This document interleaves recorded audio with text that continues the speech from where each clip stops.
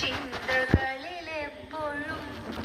നിന്റെ പുഞ്ചിരിയൊന്നു മാത്രം.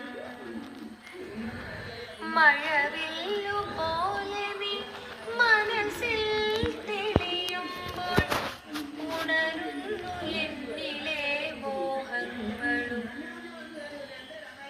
കൃഷ്ണ തുളസി കതിർത്തുമ്പു മോഹിക്കും നിന്റെ ഈ വാർമുടി ചുരുളിലെത്താൻ.